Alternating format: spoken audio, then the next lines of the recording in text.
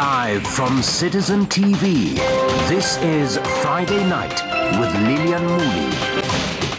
Hello there, good evening, and many thanks for joining us. It's always a pleasure to have you with us right here on Friday night. Let's take a look at stories making headlines tonight.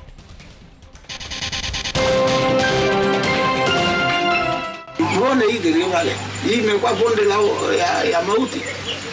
Sasa imefika hata wakati ya vijana kuua father ambaye anashughulikia Rosette. Church demands justice over the killing of Catholic priest Alois Cheruiyot as government intensifies hunt for his killers. Kuna mambo ya hongo hapa. Iko makosa kusaidia akina mama wa mama mboga wapate stock zaidi ya kufanya biashara yao. Flushing out millions, Deputy President Kindiki defends his money showering empowerment program. Mimi nitahakikisha ya kwamba tumetimiza ahadi yetu kwa wananchi wa Kibera. Thousands turn up to register their houses as President Ruto extends the exercise by 2 more days to accommodate swelling crowds. Reject and return. CJ Kome constitutes same bench Gachagua sued to hear impeachment cases.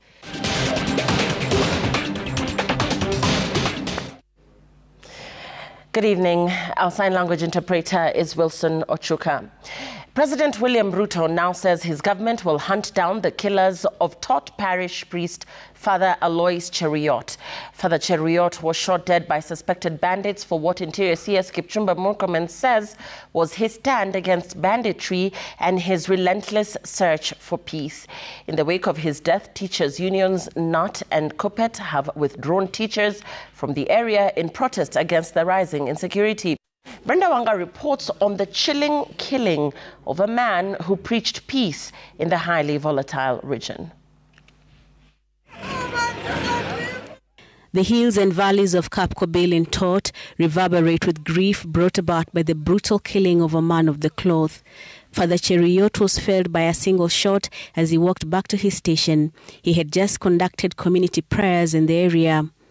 Naambia kwamba alipokuwa akija walikuwa wameandamana na kina mama na pia na walimu wa dini, lakini naonekana bado alikuwa wa kwanza, alikuwa anatembelea mbeleni.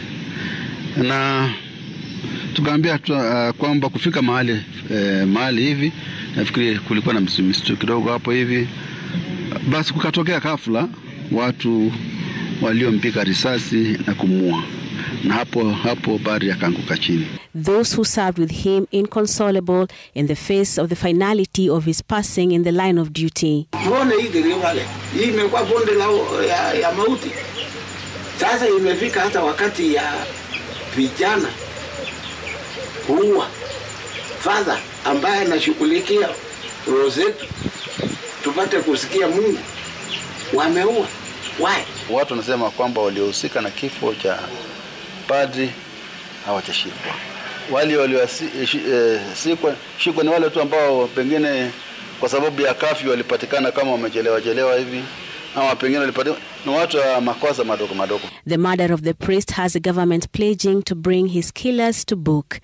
President William Ruto, in a condolence message, says the government will hunt down Father Cheruiyot's killers and restore peace in the Kerio Valley. Government security personnel moved into the area following the shooting, and the police said this security operation has been intensified. Massive efforts are in place right now to look for these very few criminals that are disturbing the peaceful ecosystem in the North Rift. And in the fullness of time, we are going to catch up with them and face the full law. Interior CS Kipchumba Murkomen has also termed Father Cheruiyot's killing as targeted due to his stand on banditry in the area and his sustained search for peace. Father Cheruiyot was early this year preaching that message of peace at a presidential prayer meeting. The real disarmament is done by the preachers and the pastors and the clergy. Because these are the people who will disarm the heart and the mind. Hata akipewa bunduki atakuwa peaceful. Father Cheruiyot's killing is the latest incident as insecurity in the valley escalates. In the past 2 weeks, 3 people have been killed by suspected bandits, and teachers say this situation will paralyze learning as they fear for the safety of teachers and learners. Sisi tumekubaliana mashule zote sifanyiwe nini? Sifungwe. Na hatutarejelea mambo kama haya mpaka serikali kuu wakuje. A dusk to dawn curfew is in effect in Chepsongoch and Tot divisions of Kerio Valley as fears of more bandit attacks grow. Brenda Wanga, Citizen TV. And Deputy President Kithure Kindiki has dismissed claims that he is using financial incentives to sway regions perceived to be hostile to the Kenya Kwanza administration through his new economic empowerment program. Kindiki has been distributing millions of shillings at public functions, with the Mount Kenya region receiving the largest share of his recent handouts. In the past month alone, the Deputy President has contributed over 50 million shillings at events across the country where members of parliament have also donated no less than 100,000 shillings each. Critics have dismissed the initiative as a display of opulence, coming at a time when millions of Kenyans are battling economic hardship and the government is implementing budget cuts for the 2025-2026 financial year. Gatete Njoroge reports. Residents of Kiawara, Kieni West in Nyeri County broke out in song and dance moments after Deputy President Kithure Kindiki landed in their area. The allure of millions from the second in command kept hundreds waiting. It was now their turn to benefit from the financial windfall Kindiki has been distributing across the country, funds that have seen the Mount Kenya region emerge as the biggest beneficiary. Gapi, 2 million shillings. In the last 1 month, Kindiki, alongside several members of parliament, has disbursed at least 50 million shillings to various groups. He maintains the initiative is a personal empowerment program backed by leaders and well-wishers. Naibu wa Rais na mimi nitatoa milioni moja. This week alone, Kindiki, who has been crisscrossing the country with focus in Mount Kenya region, has donated over 30 million shillings to different groups. Last Sunday, the second in command was in Gatondo South. 2 days later, he returned to Kiambu County, this time taking the millions to Lari constituency. On Thursday, the tune was changed to Kisii County. Come Friday, and Kieni West residents smiled all the way to the bank. Kindiki defending what critics describe as a show of opulence. Ati wanasema tusisaidie hao watu wa biashara ndogo ndogo, ati tunawahonga. Nyinyi ni watu wa kuhongwa? Kuna mtu amewahonga? Kuna mambo ya hongo hapa? Iko makosa kusaidia kina mama wa mama mboga wapate stock zaidi ya kufanya biashara yao? Kuna makosa anywhere? Iko makosa ya kusimama na watu ya bodaboda? The second in command, who has faced criticism for allegedly using state resources to ward regions drifting away from the ruling coalition, likens his initiative to the empowerment efforts made by politicians during campaigns, efforts that are often abandoned once they secure their seats. Wale watu nasikia wanapiga kelele huko Nairobi, bana saidia hawa. Kwanza wao wameshiba, wametosheka, wako na mali. Watoto wao wanasoma na wako na pesa mingi. Sasa wanauliza, sasa kikundi kipata sijui 1,100, 200 itasaidia nini?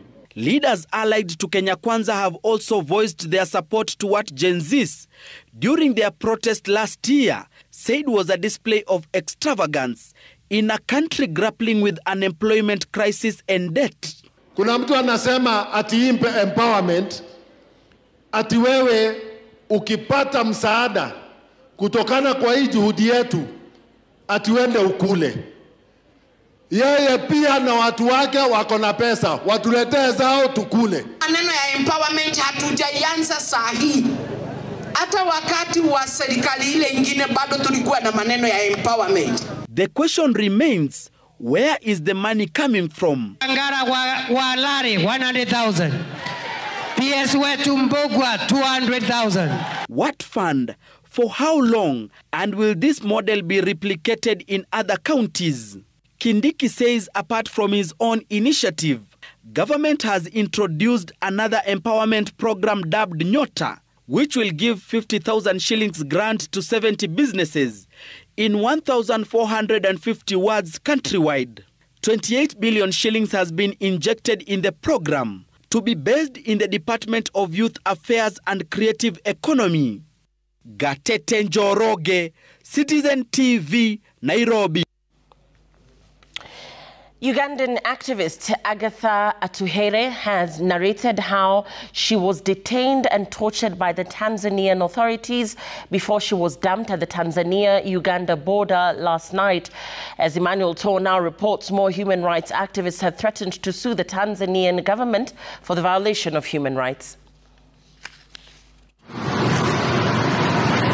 Hours after her compatriot Kenyan activist Boniface Mwangi was dumped at the Horo Horo border post at the Kenya-Tanzania border, Tanzanian government yet again released Ugandan activist Agatha Atuhaire Thursday night, dumping her at the Tanzania-Uganda border of Mutukula. And I get there and the first order is take off your clothes. Before you do anything, there's one who hits me with something on the back, and there's one who violently takes off all my clothes. They take off all my clothes, they throw me down, they handcuff me. You will see some of they handcuff me, but they tried to put a sweater before the handcuffs. So I think the injuries here would have been worse, but there's this, then there is this. Her detention and horrific torture amid of what happened to Boniface Mwangi, who is currently receiving treatment in a Nairobi hospital. There's one hitting under my feet so badly. The pain was too much. And there's one shoving something in my so that is rape by all standards. Atuhaire saying she was tortured before she was abandoned a few kilometers from the border post. So the feet, I am screaming so hard and I am screaming, and they bring something to cover my mouth. They increase the volume of the car. At first I didn't know what that was for, but of course I am scared until I started hearing Boniface scream. So they had increased the volume so that I don't hear him. But the pain they were inflicting on him was too much. These as more activists condemned Tanzanian President Samia Suluhu for alleged violations against the citizens of the East African community.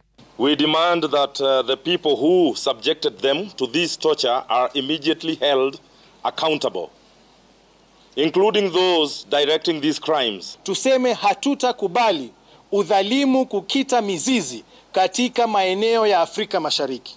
Physical abuse is visible, but when it comes to the emotion and trauma, this is something that they are going to carry for the rest of their lives and for years to come.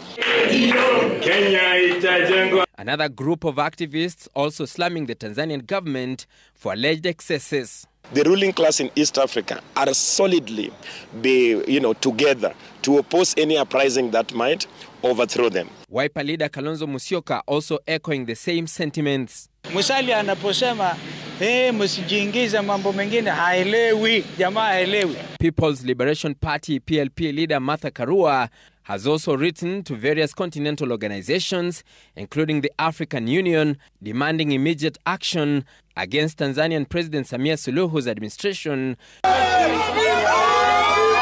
regarding the detention and torture of human rights activists.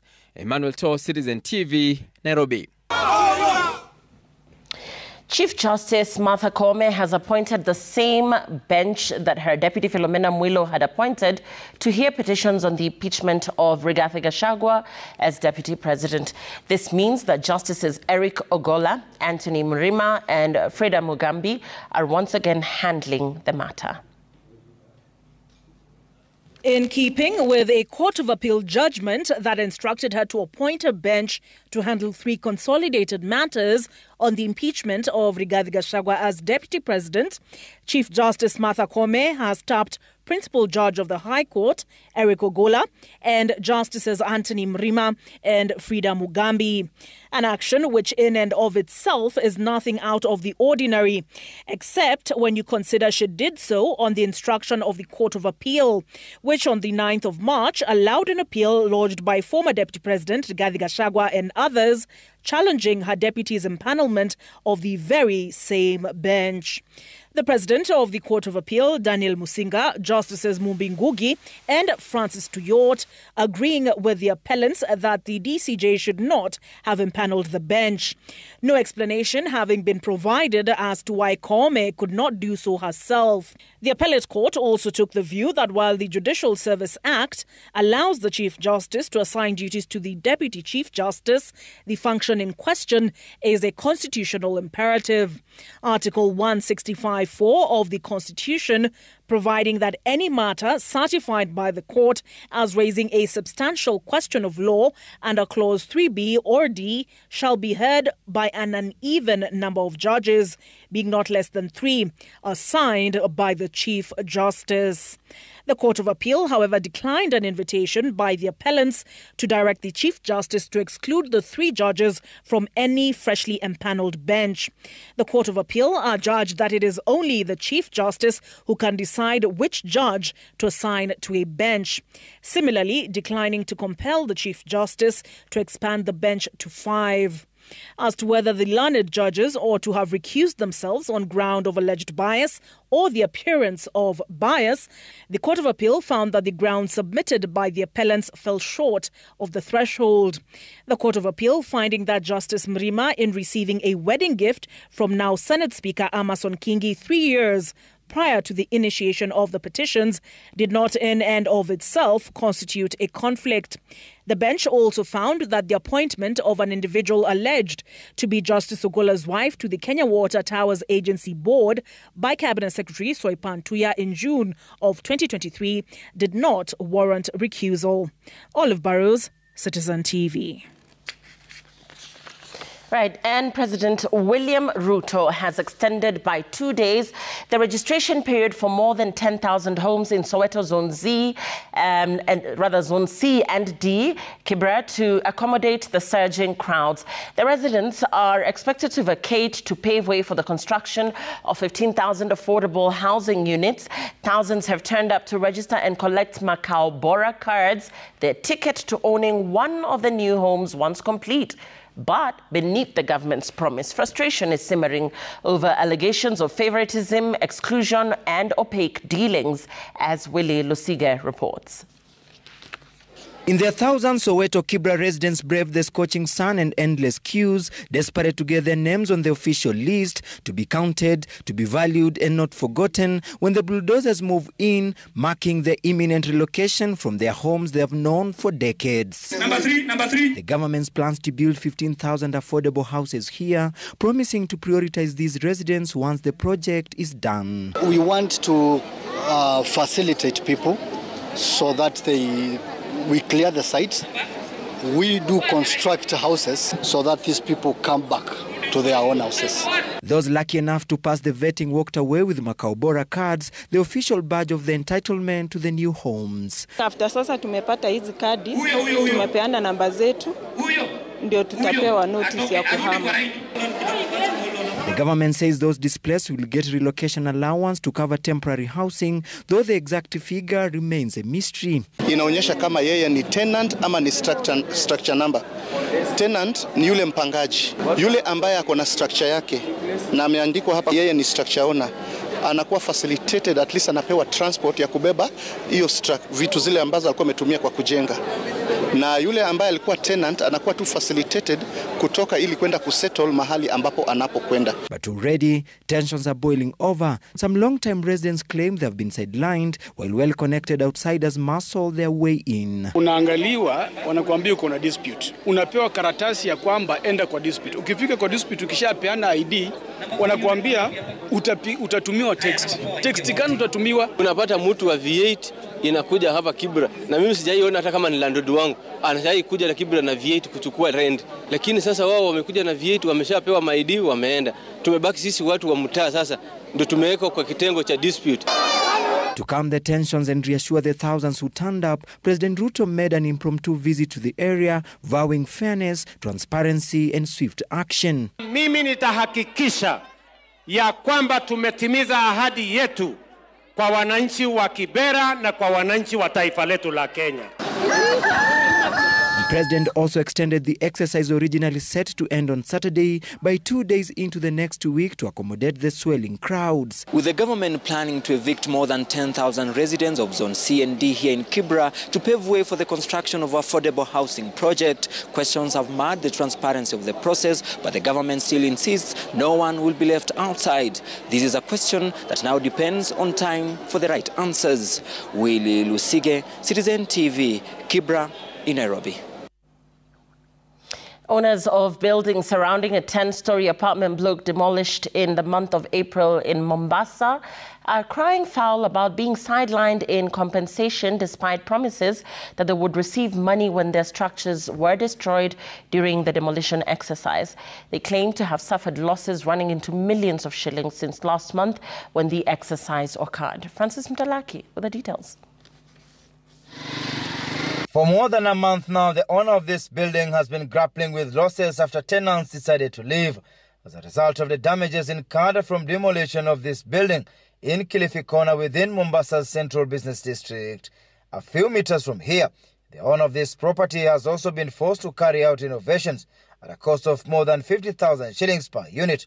The building has more than 15 apartments. Wakati uliporomoka, milango zingine zilifyatuka, zilikataa kufunguka, zingine zilivunjika locks. Hizo carpenter amefanya. Kwa hivyo kazi ya carpentry imefanywa na landlord, masonry imefanywa na landlord, plumbing imefanywa na landlord. Madirisha zilikuwa open, madirisha zilivunjika, sliding ilivunjika, mzee akakaa hivyo, ikabidi tutoe pesa zetu again kutengeneza hizo madirisha na sliding, which is very wrong.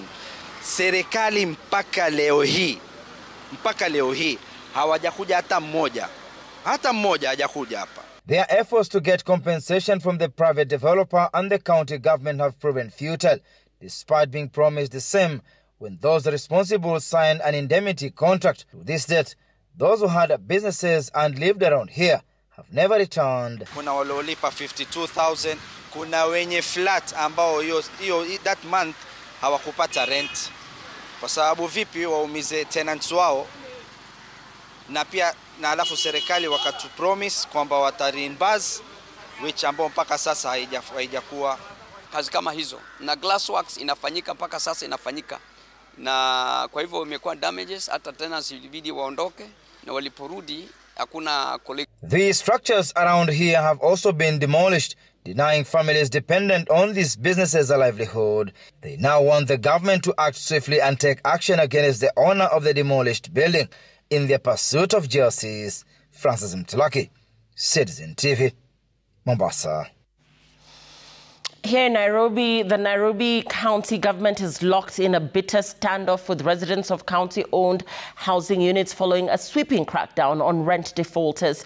As eviction operations intensify, affected tenants have raised serious concerns, accusing hired gangs of vandalizing homes and looting property under the guise of enforcement. But the county government remains unmoved, insisting that all defaulters will be evicted with no exceptions. As Francis Ode now reports, Woodley and Kariobangi estates are among the hardest hit.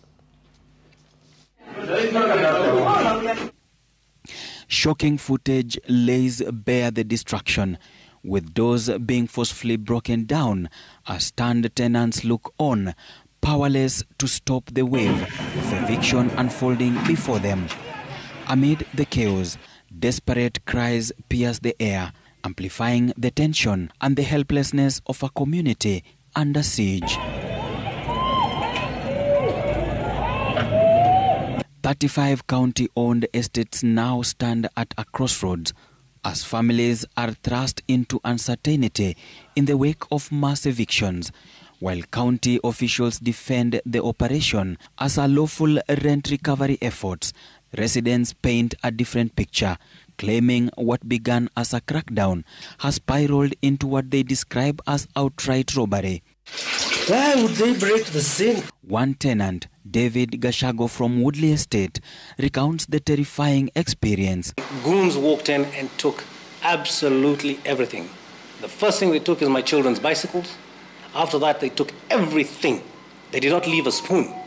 And these were not taken by county vehicles or county officials. These were taken by goons hired by the county and supervised by the county officials. They came for me. So now before people started harassing me at night, that's when I decided let me move my family from there. Vijana wamebeba silaha, vijana wengine ni wanakaa wakola, wengine wanaleta hata mapikipiki hapa ndio vitu ile dogo dogo ya electronics wabebe. Nairobi County Housing Executive Lydia Madhia has dismissed the allegations, instead claiming that county officers faced violent residents while carrying out lawful evictions orders. We were confronted by persons who had hired persons to prevent the lawful eviction that we were undertaking. So we encountered that in Karioko. In Woodley, one of the tenants had actually hired about 50 persons and closed them in the compound. So when the eviction team was progressing alongside that street, those people were unleashed on the county team. We suffered injuries. Our vehicles were damaged. Tension remained high in both Woodley and Kariobangi estates, where ownership disputes have spiraled into the courts. Some residents accuse the county of blatantly defying court orders intended to resolve questions over rent arrears. Let the court determine, one, about the waiver, and two, about monies that were paid in court, why they're not included in the final computation of our arrears. That way, when the Gazette notice that was published, you do not see a period. So it's not clear it covers which month to which month, from which date to which date. Because it doesn't tell us whether it starts in January to May, June to July, it doesn't say. So it is not actionable. So as far as we are concerned, that waiver is not something that has the force of law. With Nairobi County standing firm on its eviction stance, residents continue to question the forceful nature of the operation. County officials remain unwavering in their directive. If you pay your rent, nobody will ask you anything. You will have what you call quiet possession. Yeah? Quiet possession of your house. Just pay the rent. Now, a home once a paradise for generations within Woodley Estate, now left vandalized, with those who lived within these homes forced to vacate this area. Dogs left to take care of this area. Ode Francis, Citizen TV, Woodley, Nairobi County. Ode Francis bringing us to a very fast break with that report from Woodley residents who are protesting what they believe is an unlawful eviction by the Nairobi County government. We will be right back with more after this break.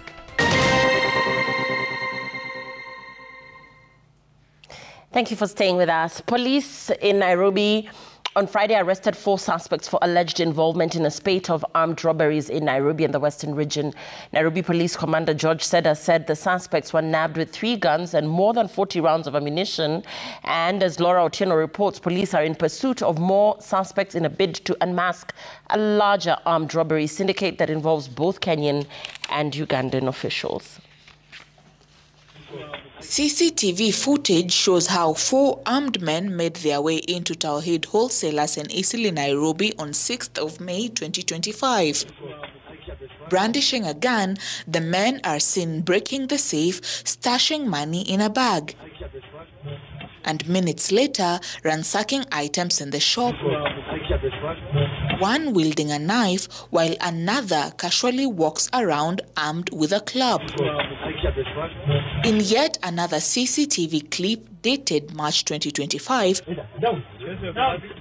the suspects are seen harassing traders at an unidentified shop, brandishing a knife while cutting away items.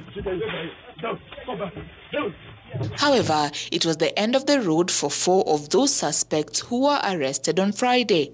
Nairobi Region Commander George Seda revealed that 3 firearms were recovered, including an AK-47 assault rifle loaded with 30 rounds of ammunition and 2 other guns with a combined 20 rounds of ammunition.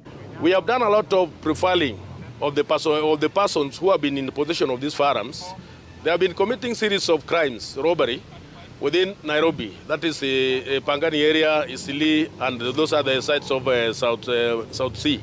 The suspects have been identified as Sam Wafula, Alex Ogomba, Mohamed Musa, and Clinton Wafula, and are currently assisting police with investigations. And out of the 4, the 3 are from our neighboring country, Uganda, and 1 is a Kenyan.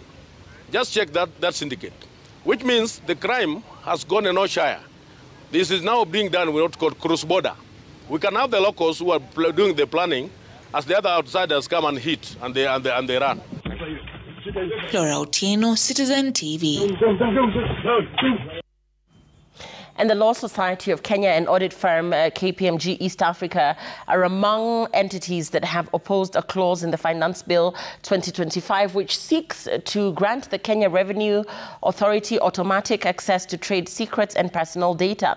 In a separate objection, Ernst & Young Public Accountants and CDH law firm rejected another proposal in the same bill, one that seeks to hold the spouses of tax defaulters personally liable for outstanding obligations.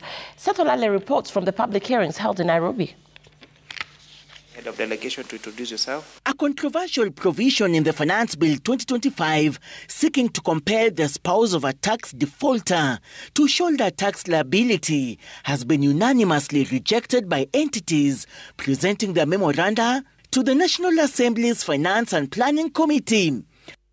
The Law Society of Kenya, audit firm KPMG East Africa, Ernst & Young, and CDH law firm opposed the clause, arguing that it undermines individual financial autonomy and accountability.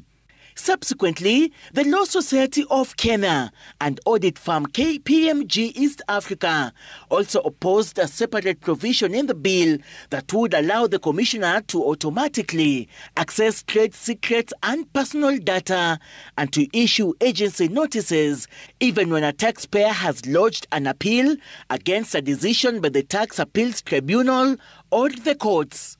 The two entities argued that granting such powers would significantly undermine taxpayers' right to due process and fair adjudication. Why would KRA need to access your trade secrets or private or personal data held on behalf of customers? This is an affront to the data protection principles that are enshrined in Section 26 of the Data Protection Act. If KRA is allowed to proceed to enforce before a taxpayer is allowed to go ahead and file the appeal, it is kind of rendering the appeal nugatory. The Law Society of Kenya has further opposed the proposed removal of the 15% tax rebate for companies that build at least 100 residential units annually, a measure introduced on January 1st, 2017 to promote affordable housing in place of the standard 30% corporate tax. The public hearings on the Finance Bill 2025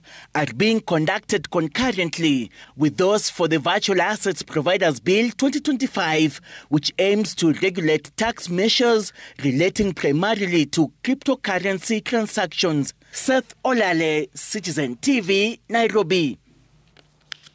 Coast leaders have called for equitable distribution of resources to benefit all Kenyans ahead of the next financial year.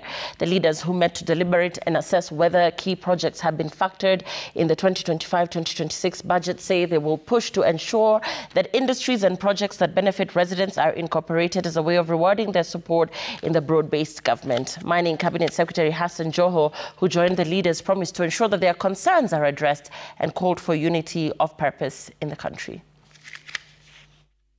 mambo ya pwani lazima yawe katikati ya mazungumzo ya bajeti ile, na tumesema hatutakubali tena mambo fulani yaachwe nyuma, mashirika ambayo yanasaidia watu wetu kiuchumi yawe kwamba hayajawekewa pesa ili tukapata kuendeleza uchumi wa pwani. Tunasema ya kwamba keki ya taifa la Kenya lazima igawanywe na tupate mgao wetu kama watu wa pwani. Kwa hivyo tunasema hatutarudi nyuma, tutakuwa tukikutana kwa mikutano kila wakati na tukitathmini tuko wapi na safari yetu inaishilia wapi. You have discussed issues ya mashamba, ya ajira, ya mambo ya ukulima wa sugarcane, mambo ya irrigation schemes, mambo ya bandari kwa jumla, mambo mingi tu ambayo yanahusu mpwani na mipango ambayo yanastahili kuwekwa ili sisi serikali tuweze kufanya kazi na viongozi kukamilisha mahitaji na matakwa ya watu wa pwani. The Kenya Meteorological Department has issued an alert of strong winds and large waves in 15 counties spread across the coast as well as the northwestern parts of the country. The winds are expected to land from Friday through Sunday, 25th of May, and potentially spill over to next week, Monday. Now, residents across the 15 counties, including Marsabit, Turkana, Mandera, Wajir, and Kitui, have been cautioned of winds that may blow off roofs and cause structural damage. Similarly, waves of over 2 meters high will be witnessed in the Indian Ocean over the 3-day period. Residents around the coastal waters in the counties of Mombasa, Lamu, Kilifi, and Kwale have also been advised to be on the lookout. Naivasha MP Jane Kihara says her life is in danger after her security detail was withdrawn following the chaos that rocked the launch of former Deputy President Rigathi Gachagua's DCP party. The MP has asked the government to reinstate her security, adding that it is her constitutional right as a member of parliament. If you're going to use security to frustrate the friends of Gachagua, it is all in vain. I don't think you'll go very far. But again, I need security because it's a right. And should anything happen to me, Dr. Ruto, our president, you are to blame. We said many times, including that Gachagua, you saying that you'll never use security forces for political reason. This is exactly what you're doing. I feel so vulnerable now. I feel so naked. And you know, our work is traveling and includes even moving around at night. So, Mr. President, please, please, give me back my security officer or my bodyguard. Right, when we return, we'll be talking all the day's business.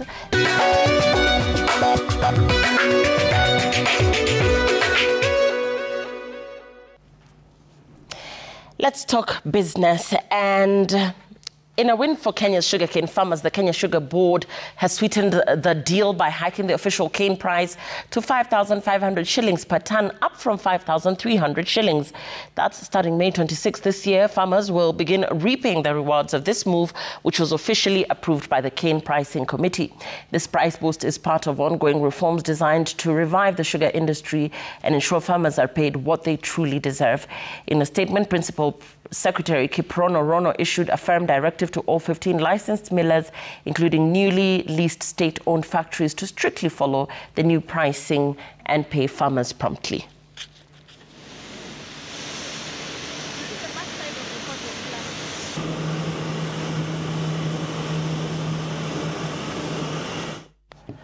The 2024 County Budget Transparency Survey conducted by Bajeti Hub shows that there has been a significant improvement in fiscal openness at the county level since 2020, but warns that critical gaps persist, limiting public accountability. The report, which is conducted across all counties, aims to assess the availability and comprehensiveness of budget documents at the county to ensure inclusion of the citizenry in the budget-making process. Here is Jimmy Mbogo with more on the findings. The latest release of the County Budget Transparency Survey shows a concerning trend of a decline in public participation feedback, which fell to an average of 12 points out of 100, down from 13 points recorded in the previous year. The report further shows that counties do not provide 39% of the budget information required by law, limiting the full involvement of the citizens. Even as some counties continue to restrict information, opting not to provide any information on public participation since 2020. We cannot, and yet we cannot improve what we cannot see. And therefore, a big part of this is asking ourselves, how do we ensure that budgets are visible to the various categories of citizens? How do we ensure that budgets are visible to the men and women, to the children of our country, to persons with disability? Budget documents need to be made available on time in order to be useful. And one of the things that we've seen in the survey over time is that counties have often published more budget documents after we present them with the findings. Again, the availability stage has two steps where we do a full check of county government websites to see the availability of these documents. The report further reveals that county governments have made strides in transparency, with 72% of counties scoring above 60 out of 100, indicating that a majority are meeting transparency benchmarks. The Lake Region Economic Bloc registered the highest improvement at 14 points, while North Rift Economic Bloc has an 11-point improvement. However, experts caution that more documents don't translate to greater comprehensiveness. One of the things we found in the survey, in the 2024 survey, so the latest survey, is that there has been a moderate and positive correlation between the availability of budget documents and comprehensiveness, and their comprehensiveness. And for those of us who hate math, this indicates that there's a higher number of documents, that a higher number of budget documents does not always translate into greater comprehensiveness. So you can release an additional number of documents, but they may have, they may be less comprehensive than previously established. And without giving counties this sort of reports, everybody at national will always find a reason to claw back on devolution. Ladies and gentlemen, counties lost 20 billion shillings after the Gen Z revolution. Counties are continuing to lose money.